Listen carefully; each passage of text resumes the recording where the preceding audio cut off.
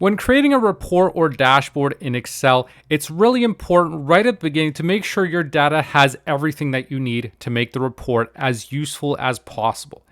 In this table here, I've got a lot of different fields and products listed, but one of the challenges here is I've got a lot of product names and they all sound really similar.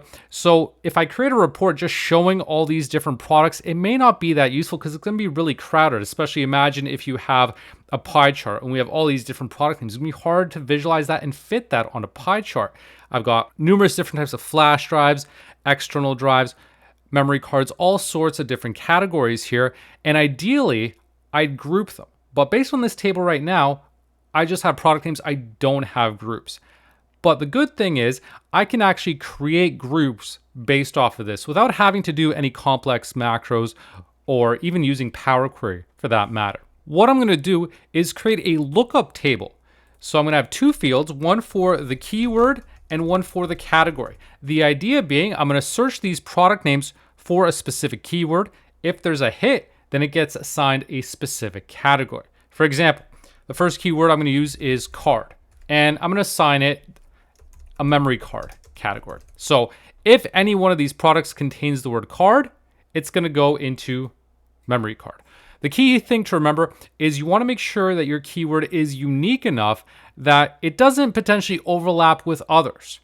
You may consider using multiple words, but the key thing is to make sure that it's not common enough where it's going to hit multiple matches, multiple product types. For example, if I used 256 gigabytes, that could be a flash drive. It could be an SD card here. So we want to make sure that there's no overlap here when setting up the keywords, that they're unique enough that it's going to assign the product into the right category.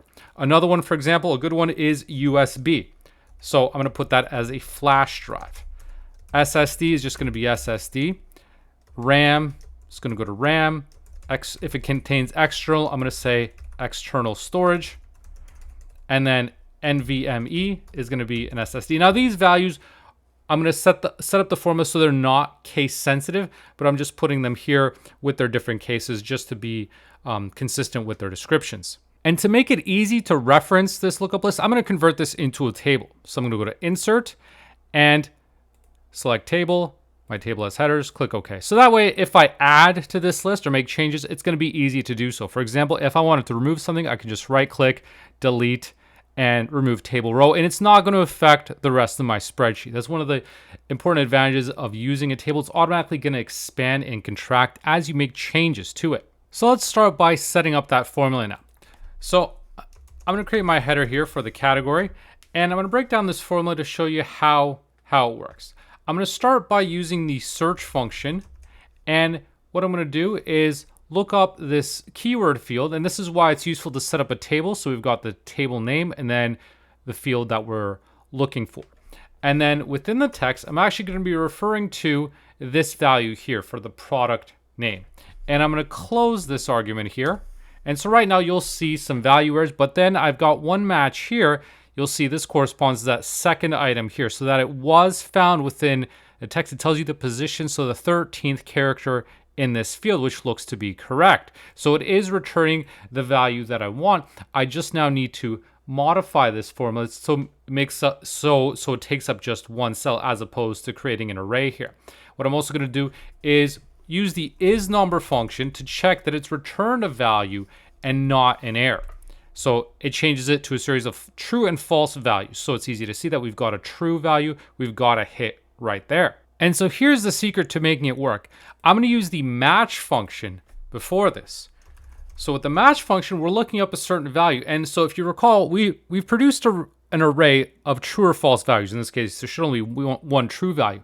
And so the lookup value I'm going to use is true for the match function because I'm looking for a true value within this range, because effectively I've created an array and it's asking for a lookup array. So I've created that array and now I'm using that within the match function. So it's going to find that true position, and I'm looking for an exact match because obviously I just want the true value. And so that tells me the second item, in this case USB was the second item in this list, so correctly tells me that's the second spot in the table. And now my formula is just taking up that one cell. The next thing I need to do is now return the actual corresponding category. I can do that by now putting all of this within an index function. So with the index function, think of that first array in the index function as the values that you want to extract, that you want to actually retrieve. So in this case, that's going to be the category fields. That's what I want to pull in as my result. And for the row number, that's going to be the result, that number 2 from this match calculation. It returned a value of 2, and I want the second value from this table. So if I found a match here, it's going to return this category over here, the same corresponding category. So now if I close this out, you'll see now it correctly tells me that USB corresponds to flash drive. Now the one last piece in all of this is just in case something isn't found, to set up a catch-all.